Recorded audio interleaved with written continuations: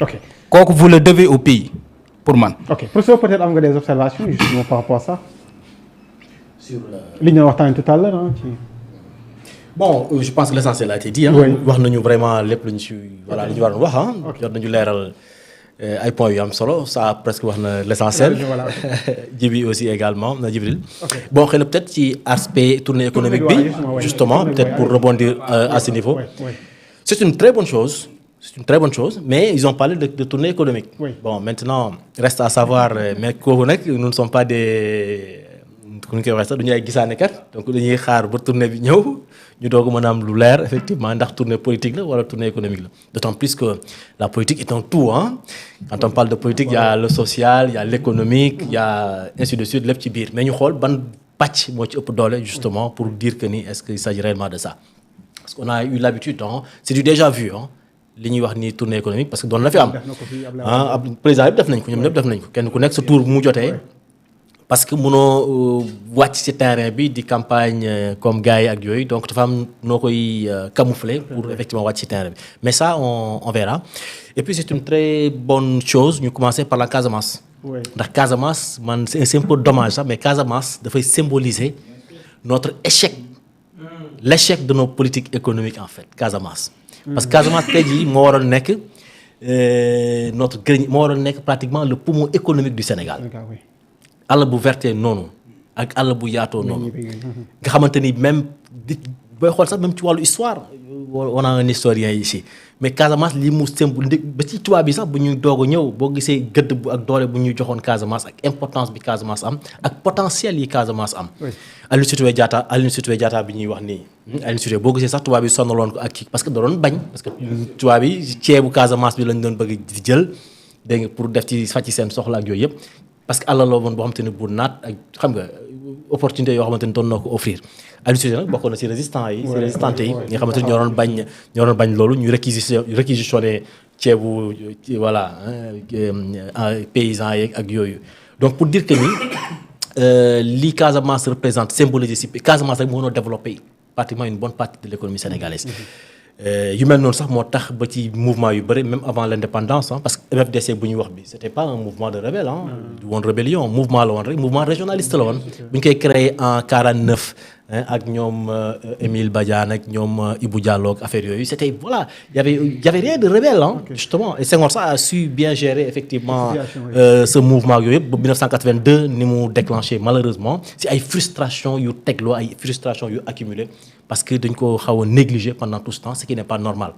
yooyu politique yooyu moo ñu topp nii ba léegi nga jël région bu mel ne Dakar booy xool même superficie Sénégal Dakar représente 0,28%. Imagine-toi 0,28% du territoire national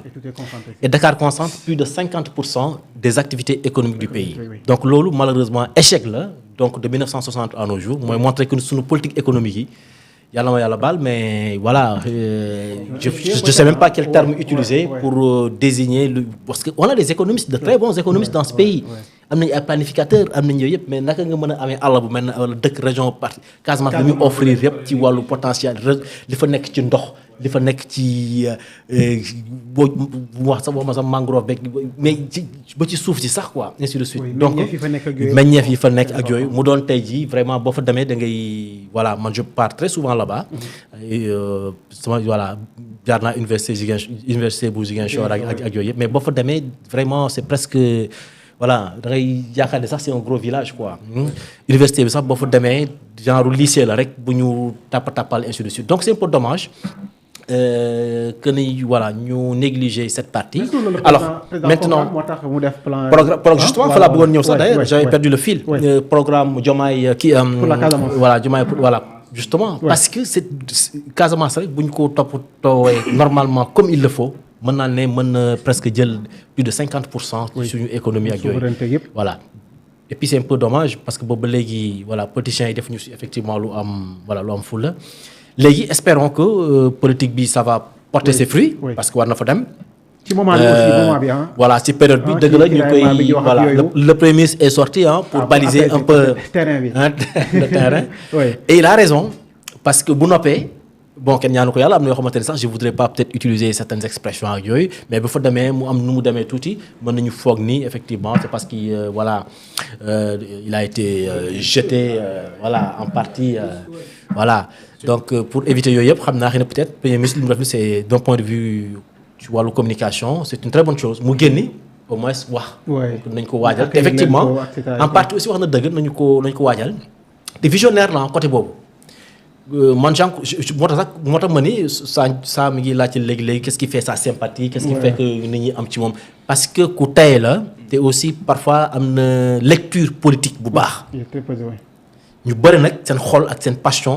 ni ko Idriss Seck doon waxee il faut pas parler sous l'emprise de la passion ñu bëri seen xol la ñuy waxee ak seen i kii ba nga xamante ni yenn décision yi bu tàngee rek automatiquement dañuy jël décision bu xaw a hâtive mooy indi ay erreur gis nga bi muy doog a génn prison bi ko Macky Sall jàppee yaa ngi fàttaliku. jour bu muy njëkk génn. jour boobu su newoon jeunes yi nañ dem palais Macky Sall du fanaan ci réew mi. ça c'est sûr et certain. te Macky Sall su fanaanul ci réew mi d'autres forces. pour ne pas les citer vont prendre le pouvoir. te en ce moment kon tey jii kenn du wax ay waxu Diomaye ak wala ay waxu campagne électorale et ainsi de suite mais il a eu cette intelligence et cette lecture politique. ne jeunes yi nañ ko gunge. te effectivement c'est ce qui s'est passé. bon gré mal gré Macky allait partir. donc ñu gungee ko. mu dem.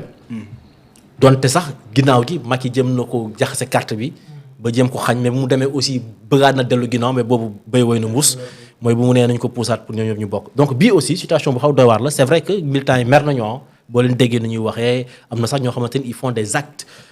que je trouve vraiment un petit peu outrageants à l'égard du président voilà donc mën na ñàkk quoi gars yi mer nañu. c'est la première fois sax Sonko def déclaration ci biir njaboot gi gars yi xaajaloo am na ñu ne carrément ñoom demuñu wala boog duñ ko tertu nga xam ne ñii mer nañu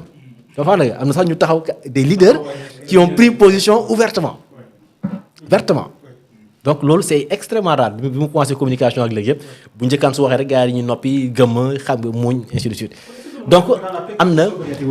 voilà moo tax ma ni mobilisation. voilà moo tax c'est beaucoup plus pragmatique que justement. je pense qu'il faut de la mobilisation. xam nga ah bon ñun bien sûr il faut ñu génn ci problème bi. problème bi niñ ciy génnee en fait pour man mooy on l'a affronté lii mënul woon a ñàkk xam nga ñun dans notre éducation. dañu bari masla ak kersa. lu baax la mais à un moment donné il faut trancher parce que état ngay gérer. xam nga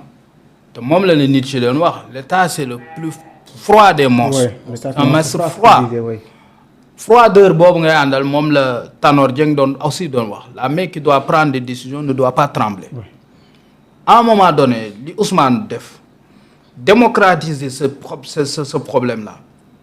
ñu ci toog di ci wax ça nous permet ñu évacuer suñu frustration ça nous permet ñuy échanger. parce que loolu mooy peuple sénégalais c'est un peuple bouillonnant